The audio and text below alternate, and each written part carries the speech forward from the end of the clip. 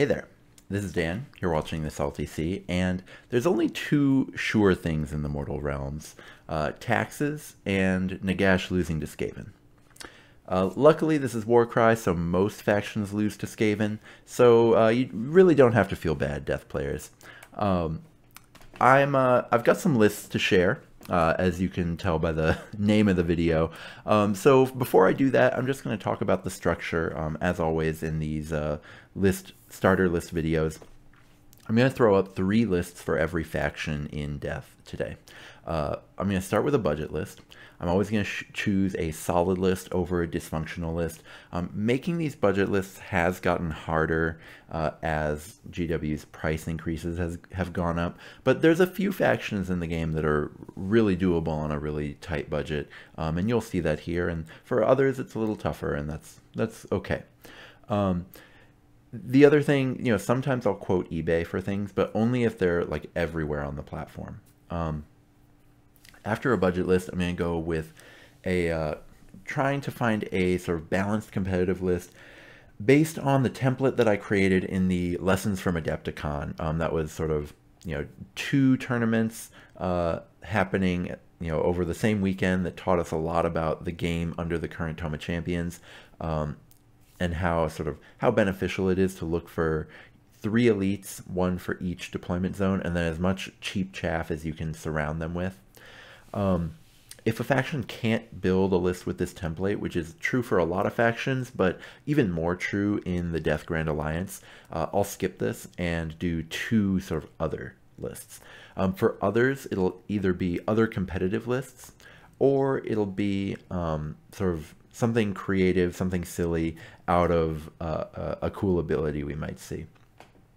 So any kind of proven tournament list that doesn't fit the above template, it'll go here. If the faction is really more skewed towards swarm or elite play, I'll put that here. And then if neither of the above are true, that's where we get into the sweet like meme lists, fun noteworthy abilities. Not all of them meme, some of them are just like it's a combo list based around an ability. You'll see at least one of those today. So let's dive into it. Before I get into the lists, I just want to talk about the top allies in Death. Now, Death is a little bit different than the other Grand Alliances. There's only 4 factions instead of, Destruction has 5, and then Chaos and Order are very big. So there's fewer options. You do get a lot of options if you want to bring movement into your list. So I've put kind of the three standouts here, and it's really all about the Bringer of Death ability. It gives extra movement equal to the die roll, which is really rare in the game and really powerful.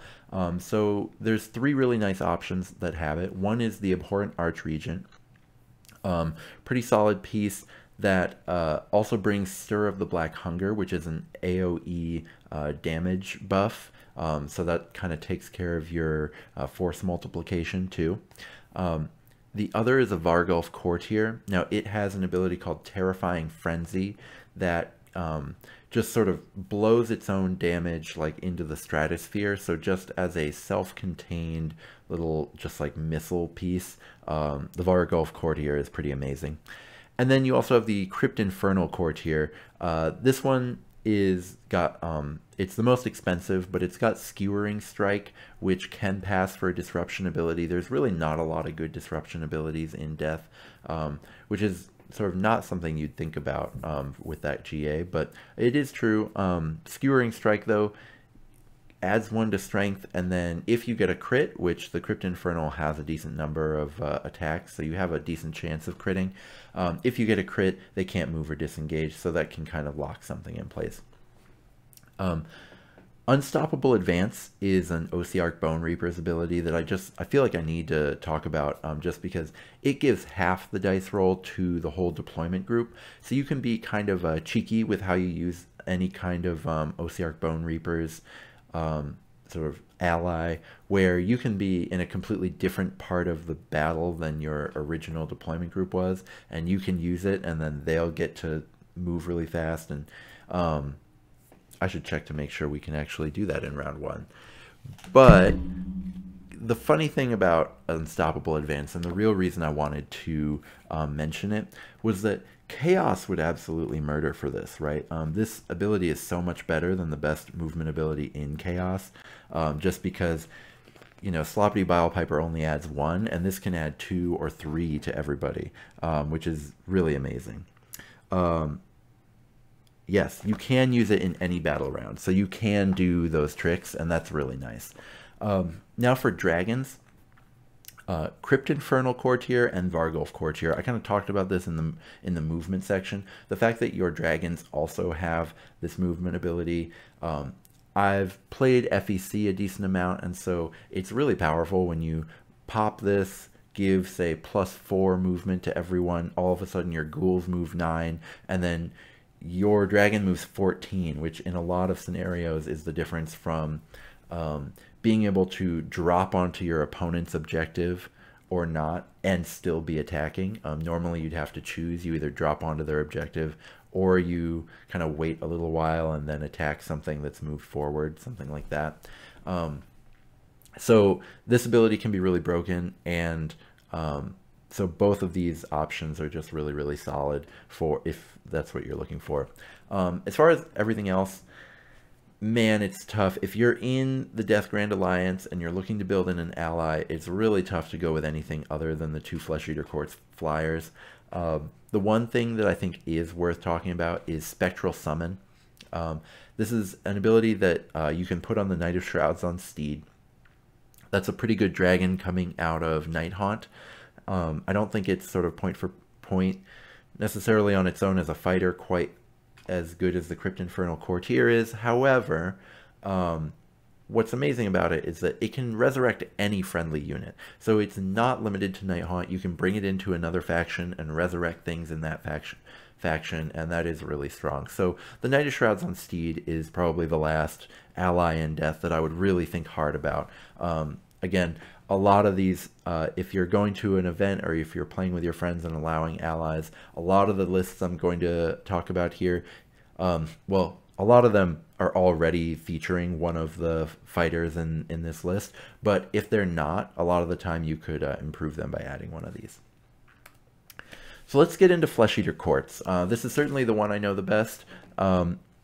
Budget-wise, it's interesting. So the start collecting goes for around $100, and that's gone up a little bit. They've also released a lot of boxes, though, that are sort of with this core group and just changing what the extra stuff is, right? Because with the start collecting, if you just want to get that and then sell the Terrorgeist that comes with it, this is actually really cheap.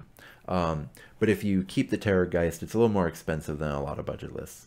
So you can put together an Infernal Courtier, a Crypt Flyer, and 8 ghouls. This budget list is also kind of the main meta list that a lot of people talk about with Flesh Eater Courts. I've played it quite a bit. It's very powerful, very difficult to deal with because these 2 flyers and with 10 fighters, you're often winning the objective game while also having your Infernal Courtier, which costs 320 points. That's an absurd amount, and yet for being a third of your warband, it doesn't feel like a bad deal.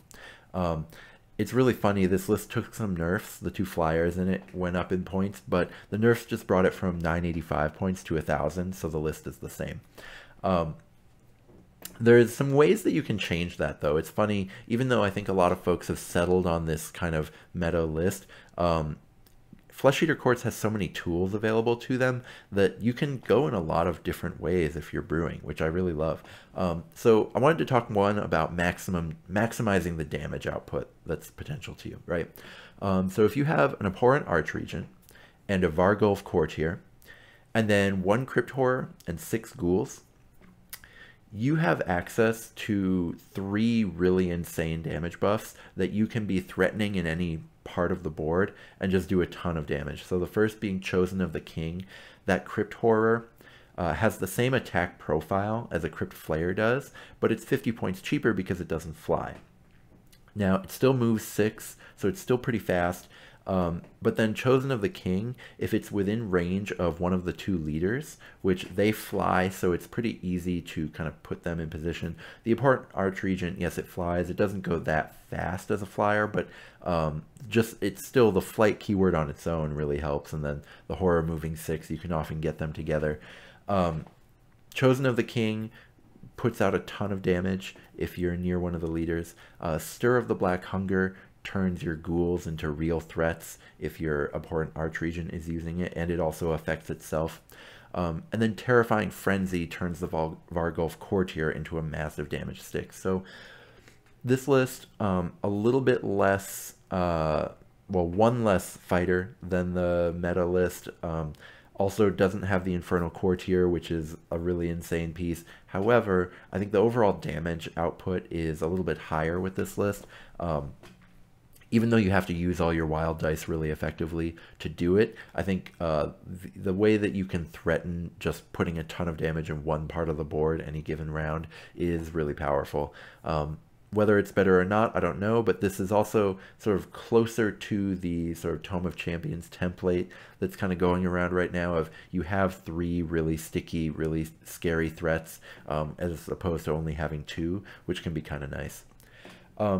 Another one I wanted to talk about, using a couple Underworlds models. You can kind of throw a little curveball here. So if you drop your Crypt Flayer into a Crypt Horror, same amount of damage, it just doesn't fly. But then if you have Master Talon, who is, I think, a reasonable sort of upgrade for a ghoul if you have the extra points. And then Duke's Harriers. Duke's Harriers is the bats that come in the Grimwatch Underworlds warband.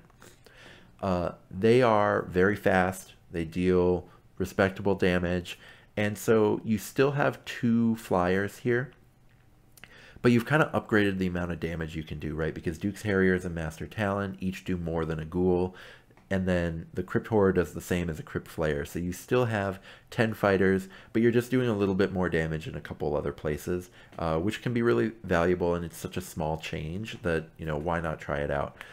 The one thing to note here is that you are divorcing your damage from your mobility a little bit. The Crypt Horror is still pretty fast, but it's not a flying Crypt Flayer, right? Crypt Flayers obviously are really amazing that way. So I think this is an interesting curveball to try if you picked up the Underworlds warband and you want to give it a try in a competitive Flesh Eater Courts list. So overall, I would say Flesh Eater Courts competitively are very, very good. They're definitely in that kind of top category. I'd say of the very top warbands, they are one of the weaker ones. So they're sort of the gatekeepers into the competitive meta, but they're right up there. You know, they're absolutely threatening in any mission. I recently tested the sort of meta list against a Thundercats list, and the Flesh Eater Courts ended up coming on top. So this is a very serious, very meta, scary army. In casual and narrative play, though, I also think they're really good. Now, you are missing some of the like mid-range fighters that I think are really compelling in narrative play, but you have a wide variety of leaders, and the leaders are all pretty solid. So I think that gives you a lot of narrative options and a lot of kind of things you can build around in casual play. I mean, that's what I was trying to get at by talking about these different sort of damage outcomes that you can build with them. So overall, I think Flesh Eater Courts is a great faction in Warcry, really well designed. So from one of the more competitive warbands to one that's kind of more suited for casual play, the Ossiarch Bone Reapers are really sweet. If you're going to build them on a budget, they're one of the newest factions, so they're actually kind of hard to do on a budget. They don't have a start collecting yet. Luckily, Canaan's Reapers, now that's the Underworlds warband for them, is still on sale. And actually, if you just do that in a Mortec box, you can actually get something that's pretty playable for the price of a start collecting, and the sculpts are going to be just really amazing. I think a lot of people really love Mere Canaan itself.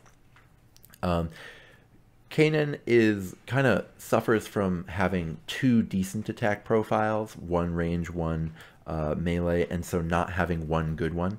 But otherwise kind of gives some interesting gameplay, and I think a lot of Canaan's minions, Senha, Noham, Hacker, a lot of them are really solid little upgrades to the basic Mortec, either sort of Hacker being sort of an interesting curveball for the same price, or Senha and Nohem actually just being cheaper and much better than the Mortecs with shields. The Mortec with shields are really difficult to make work. I do have 2 of them in this budget list just because that's how the points line up, but overall, you know, they're definitely the weakest option in the warband, and that's part of what makes Ossiarch Bone Reapers tough to build lists with, is because, you know, their cheapest option isn't very attractive, and then so you go looking at the 90-point option and having to work with that.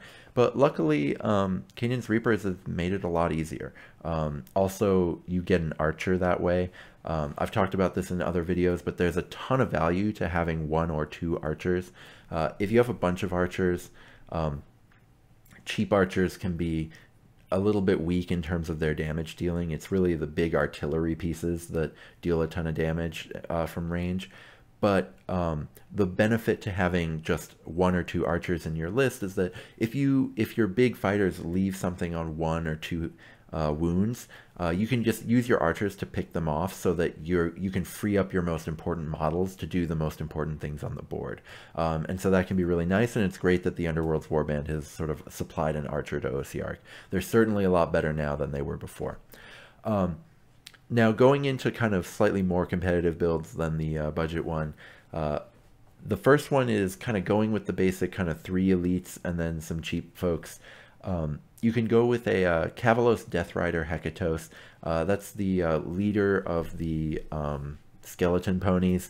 I actually think that the Death Rider is legitimately good on its own. Now, it has the mount keyword, which I'm sort of famously allergic to, but for just 210 points, it does a lot, and it's really difficult to kill. Then you have the Morghast Harbinger. The fact that this warband, the elites in this warband just in general are just really good. The Morghast Harbinger sort of flies 8 inches, deals respectable damage. Stalkers also move 5 inches and do really solid damage. They can actually take out chaff models in a single hit really often, and Stalkers are just generally, I'm really impressed with them.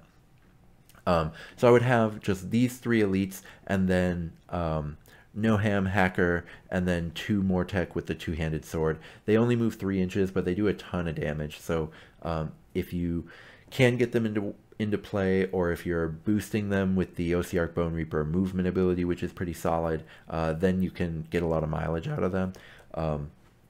But, you know, that movement is going to hurt you no matter what, even when you are using that ability. So that's what I would go with, I think, if I were going to go kind of start testing out Ossiarch Bone Reapers. But the other option you can do is just lean into what Ossiarch does well. Ossiarch is the elite death faction. Their elites are really good, really aggressively costed, and their chaff, the Mortec, are kind of not as good and not very aggressively costed at all. And they've got these sword and shield options that are just really bad. So why not just try an all elite force with them? You could just take a Mortec Hecatos. That's the leader from the basic Mortec. You know, not getting a lot out of your leader, but it does deal pretty... It's great in combat, even though it's just really slow. But then, if you do that, what you get to do is you get to bring a Morghast Archai with Spirit Swords, and you get to bring 3 Stalkers. Stalkers are really good. Having 3 of them, 1 in each deployment group, is going to be really powerful for you. And there's also, you know, you can go with the Harbinger or the Archai. The difference there is whether you'd rather want the extra point of toughness or access to the ability. And I think you can really see a lot of situations where you'd want either one. So really just, I mean, whichever you accidentally built your Morghast as when you weren't paying attention to it, either way, I think you're going to be happy with it. I think that trade-off is really even. So that would be one way to kind of try out Ossiarch. These elite lists have gotten a lot better in the new Tome of Champions. They're still not, I would say, the best thing you can be doing. You're still going to struggle in a lot of objective-based games, but the move to 4 rounds means that for some of the objective ones, like the one with just 3, I think that's Fleeting Glory, just tabling your opponent is a legitimate option, and sort of just getting to the main objectives and just winning the fight. If you can win the last objective in round 3 and 4, then you can still win the mission. And so something like Stalkers that just do a ton of damage, I think can really help you do that. So this elite list certainly does have a chance, maybe not against the most competitive swarm lists, but against, you know, your buddy who's running 10, 11 models, and, you know, if it's not the most competitive option, I think you can still win an objective mission with this warband. So overall, I would say Ossiarch Bone Reapers are difficult to work with, right? You know, I tried to put a sort of happy face on what you'd be doing with the elite one in an objective mission, but really that, you know, objective missions are a huge part of the game, and you are going to be always kind of going uphill in those. Your chaff kind of is so limited that it's just difficult to make effective lists with Ossiarch Bone Reapers. But that's not to say, like, I didn't put bad here. And the reason I didn't put bad is that they have fighters that point for point are just really, really good, right? Stalkers and Morghast are both really good point for point. The Liege Cavalos and the Cavalos Death Rider are both pretty solid point for point as leaders. They do have the mount keyword, which, again, I don't like, but, you know, their combat stats and their movement are really good. So there's sort of, you have really solid tools to work with, you just don't have a wide array of tools. And so that can be a real limitation when you're playing with them. But for casual and narrative play, I don't think that that matters nearly as much. So I would say they're really solid. They do kind of suffer from having some real trap leaders where they have a few leaders, and then they also have the, I think it's the Immortal Guard or something, the sort of ones that are the size of Stalkers but aren't Stalkers. They have some units like that that are just so bad that, you know, you might want to play with them. I don't normally say that something being bad matters in casual or narrative play, but sometimes something is so bad that you just can't even kind of have much fun with it. And Ossiarch does have a few of those that I would say makes them a little bit not, I can't just call them great or good, but overall I think they're just very solid because of, you know, how sweet the good things are and how much fun you can have with them that way. So still definitely, you know, a faction that's worth picking up if you kind of play a lot of casual games. All right, let's get into Nighthaunt. Nighthaunt have been one of the memes of Warcry for a long time. Getting into them on a budget, though, is really easy, and I love that about them. So if you just get the two easy-to-build kits, the Dreadblade Harrow one and the Mirmorn Banshee one, Mirmorn Banshees are one of the big beneficiaries of the Tome of Champions sort of point decreases that they gave to Nighthaunt that really made list building with them a lot better. The other thing you get is Dreadblade Harrows are one of the most mobile fighters in the entire game because they have they move 10 inches and they have a teleport ability. They don't have the mount keyword even though they're on horses because those horses fly. And so, you know, for just $44, that's cheaper than most single box warbands. This is a legitimately functional list that you can play with your friends. 6 models is not a lot. But 6 models with 2 10-inch move, respectable damage flyers is going to sort of, you're going to find it being very functional in a way that most 6 model warbands wouldn't be, just because you have those 2 incredible flyers going around. Going into sort of more competitive lists, it is pretty tough, but I'm going to give sort of 2 different options here that you can kind of try out. So the first list, I'm calling it the Ghostly Hunt, and the reason for that, it's all about maximizing how strong you can be in hunter missions. Nighthaunt, you know, because they have so many list building sort of issues, why not just kind of build for a specific play style and just go all in on it? So the Knight of Shrouds on Steed is definitely the best point-for-point fighter that you have access to at all in Nighthaunt. It's hard to kill, it deals respectable damage, although it's not very likely to one-shot kill a chaff fighter, it's still pretty solid with its damage output. And then, yeah, 10-inch move, fly, keyword, you know, all of the things that are just really solid in Warcry right now. Then, you can pair it with the Craven Throne Guard, and the Craven Throne Guard those are the new crossbows for anyone who doesn't know, and they go really well with the Knight of Shrouds on Steed because, to be honest, they're not that great on their own. But the Knight of Shrouds has a real tendency to leave something on either 1 or 3 wounds, and the Craven Throne Guard are really good at just clearing up 1 to 3 wounds. And so with the Knight of Shrouds and then the archer's ability to project little bits of chip shots around the board, this warband is going to be really, really good at just putting damage in specific places and just killing the 1 or 2 things that it needs to. So in any kind of hunter mission, I actually think that this Nighthaunt warband is going to be sort of able to go toe-to-toe with a lot of pretty high tier warbands. Now, in objective missions, you might have a little bit tougher time. 7 fighters is a little bit light for what you'd want for objective missions, but you'll still be able to do things like unravel combo lists. So, maybe most of the best swarm warbands, you won't really have a chance there, but a lot of warbands, even a combo list with like a decent number of models, 10 or 11 models, if it's something that unravels when you take out the one important ability, that's something where even then you're going to be able to sort of be pretty effective with this list, because you're putting all your damage exactly where it needs to be on the most high priority target, basically from round 1, because Knights of Shroud are so fast, and then the Craven Throne Guard, they have the fly ability too. They can just kind of get to where they need to be able to shoot. It's really hard to get cover from Craven Throne Guard because they'll just fly right through the wall you're hiding behind. Another way to kind of build Nighthaunt is going around the Spirit Host. The Spirit Host is, for most warbands, I wouldn't suggest building around it because it's something that point for point is okay, but really what makes it good is what happens when you use a triple on it. The thing is, Nighthaunt don't have a ton of options for kind of things like that, so building around that, I think, is probably something that's worth thinking about with Nighthaunt. I'd still go with a Knight of Shrouds on Steed. Honestly, I would never leave home without either a Knight of Shrouds on Steed or a Dreadblade Harrow in Nighthaunt. I would just never ever do it. And then you can go with a Spirit Host, 1 Craven Throne Guard to pair with your Knight of Shrouds, 2 Chain Wraths just to fill out your list, a Dreadscythe Harridan, which is a sort of mid-sized piece that went down in points a little bit in the Tome of Champions.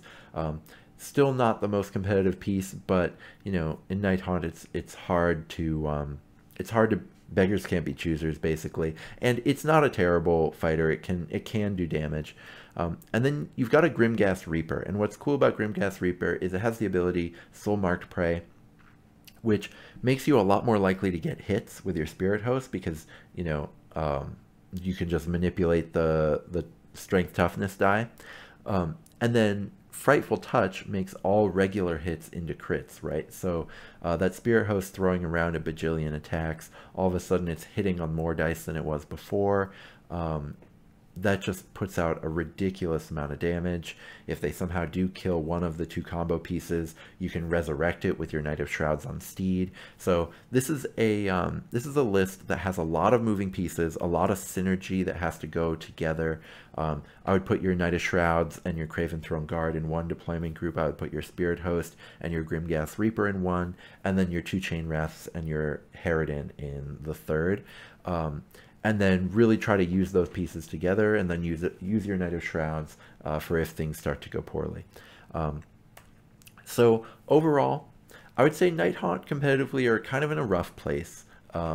They got enough sort of boosts in the Tome of Champions so that they're not the worst warband in the game anymore. However, they still kind of struggle with paying a toughness tax and a cost on flying, where flying is more powerful the faster you are with it, because it's just like there's more terrain that would have gotten in your way. So the amount of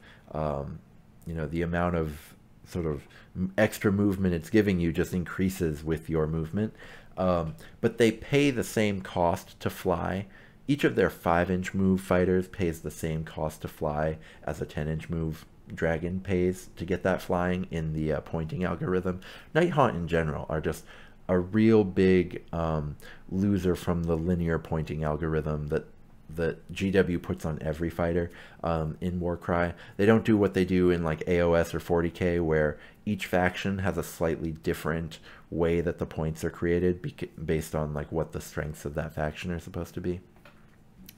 Now, for casual and narrative play, I don't think that matters nearly as much, and I think that makes them okay because, like I said with the Spirit Host Explosion list, there's legitimate synergies here that you can really use, and spectral summons out of all of your leaders is legitimately one of the most powerful abilities in the game. And so when you're not min-maxing so much, you can make Nighthaunt really effective in any kind of game where your opponent's lists aren't sort of the most hard-edged thing in the world. And a lot of the Tome of Champions things actually really benefit you for having the ability to summon things back, especially because in these longer rounds, the thing you summon has more rounds to sort of make its presence felt, which I think is really good. So Nighthaunt have definitely gotten a lot better. Competitively, they're still in a rough place, but they're very playable now in a way that they kind of weren't before the Tome of Champions came out.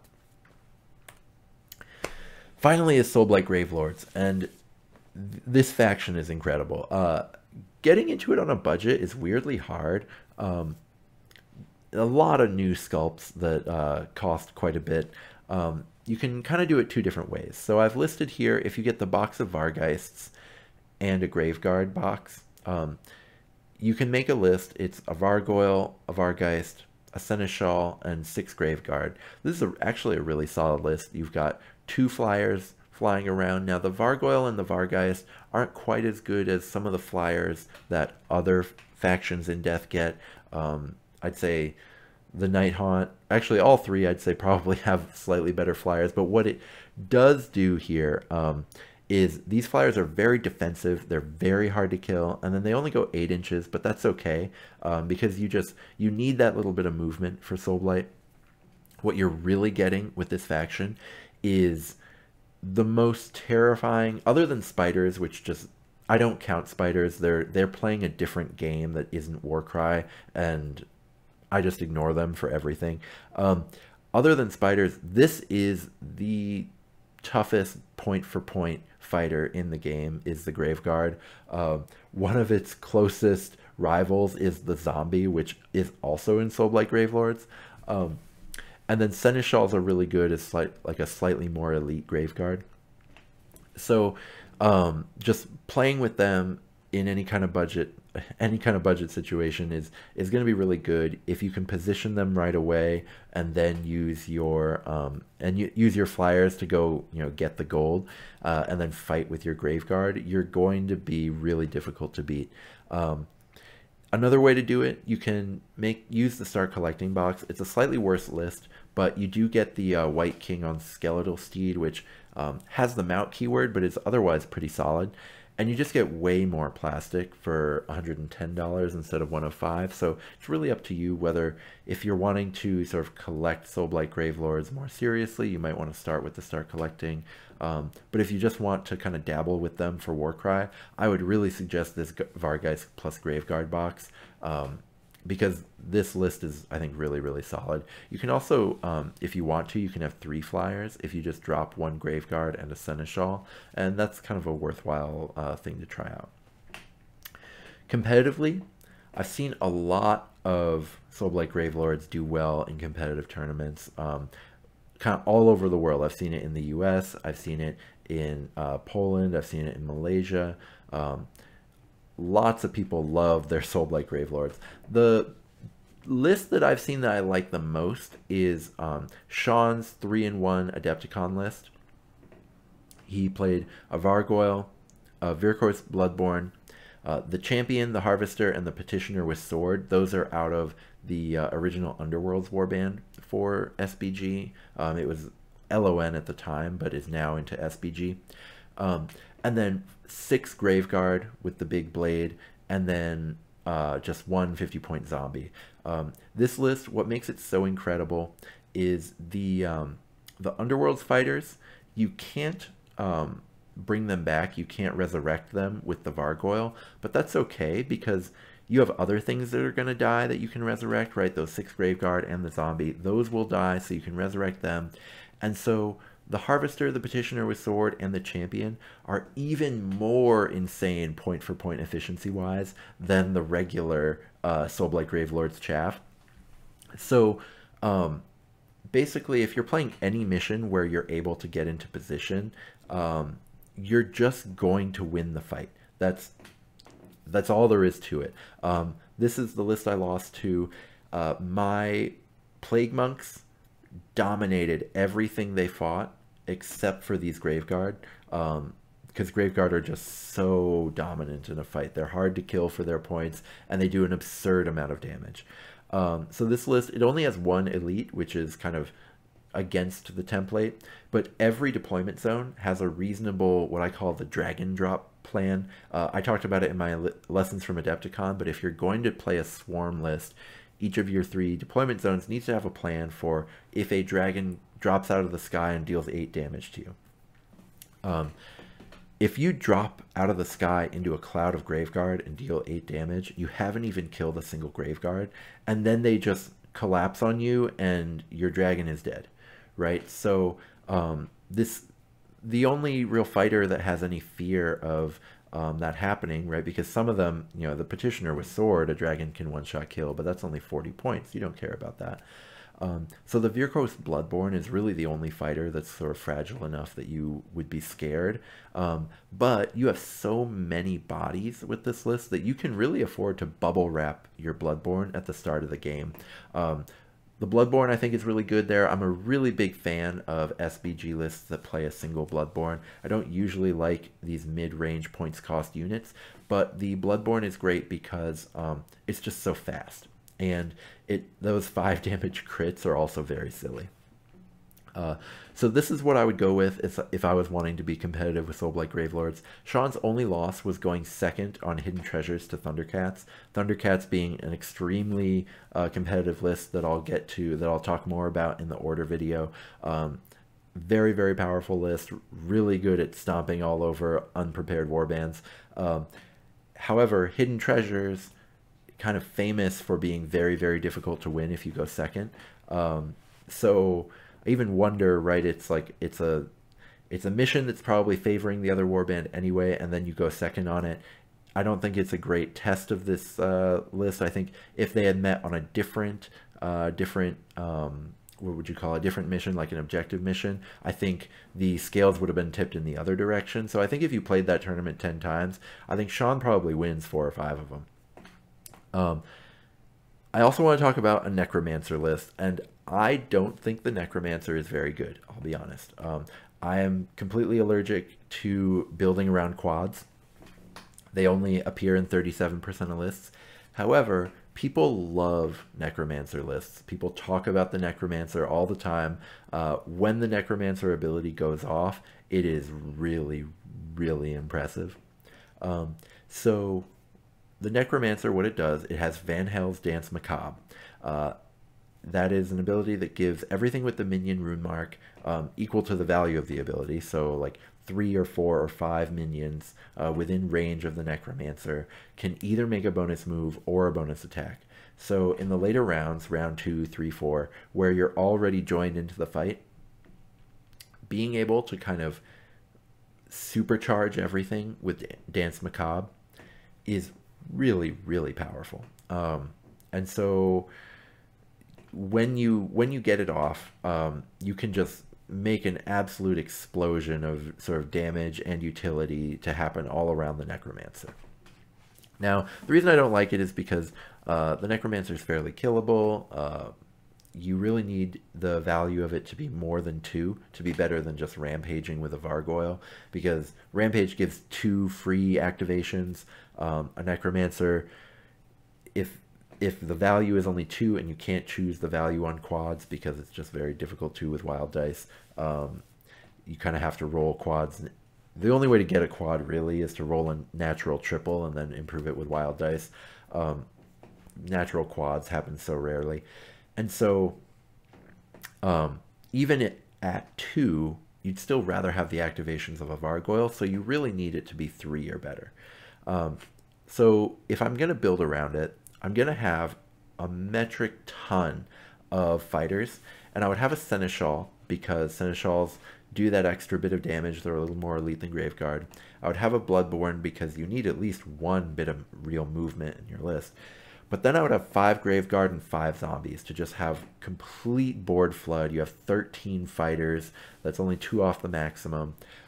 So that if you do win the lottery with Van Hel's Dance Macabre, you'll get to win. You'll win the match because if you can activate sort of 5, 3 Graveguard and 2 zombies because of your Necromancer, that's going to be extremely memorable. It's going to be extremely powerful. So if I were going to build around a Necromancer, this is how I would do it.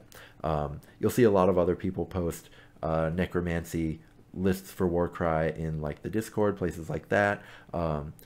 Maybe talk with them about kind of what it's like running the Necromancer. But from what I've seen, I'm not a big fan of it, but I need to include it here because it's very much worth it. Overall verdict for Soulblight Gravelords: competitively, they are excellent. There are so many competitive options and things you can do with them that I didn't even mention here because their whole theme as a warband, different warbands have different themes. Some of them, Ossiarch Bone Reapers is like, we're hard to kill and very elite. Soulblight Gravelords is just like, we are point for point more efficient than you. That is their theme. That's such a silly theme, but that's the theme of the warband. It's just they're better than you. They have oodles, like they have a new Underworlds warband that they just got that would be the best thing you could do. It's the sort of Frankenstein Electric Zombies warband. It would be the best thing you could do in about 60% of the warbands in the game, maybe more like 50%. But in half the warbands in the game, that Underworlds warband would immediately come in and be the most powerful thing. And I didn't even mention it here because it's just not as good as what Soulblight Gravelords already has going on. They have an incredible amount of depth. You could like skeletons, so many warbands would kill for skeletons. I haven't even mentioned them yet. You could do an incredibly powerful competitive warband that wins a tournament using only fighters that I didn't list anywhere on this page. You could absolutely do it because Soulblight Gravelords' bench is so good. And so that's why for casual and narrative play, I would also say they're excellent. I'm saying ew because I don't like their aesthetic like at all, but they are excellent for casual and narrative play because of what I said before. Their bench is so deep. You have so many options. The fact that all of them are like wildly overpowered is going to be a bit of an issue in casual play. But you can make a bad Soulblight list. They do have a few kind of weak fighters here and there. They've got a few leaders that are pretty problematic. You can choose to just make a really slow warband and have nothing to give you extra movement if you want, and that can kind of make you a worse warband if you're kind of powering down for casual play. So you do have options there, but overall they're just really powerful and really sort of flexible as well, and just one of the best warbands in Warcry on all the scales: competitive, casual, everything. So finally, that's it. I just want to thank my patrons. I was hesitant to do the starter list series because I was worried about kind of the new edition coming up or the new expansion coming up, and who knows when, what could happen with that and whether all these could go kind of go by the wayside. But my patrons really kind of encouraged me to do this, and it's been a ton of fun doing these videos, so I'm so thankful for them. I hope if you enjoy these that you consider signing up on Patreon. Yeah, so I haven't done a lot of sort of new video polls with them because I'm still kind of working through this series that they encouraged me to do, but I'm really excited to see what ideas for new videos they have going forward. That's been a big part of what I've done with my patrons, is kind of using them to kind of work on sort of workshopping some of what my next video ideas can be. So really thankful to them. They've been really influential on the channel, and I'm just really, really glad I started that community and sort of got to know some of the folks who joined. So thank you very much. I'm going to be finishing the series with Order and with the original bespoke warbands. And until those videos, may all your rolls be crits.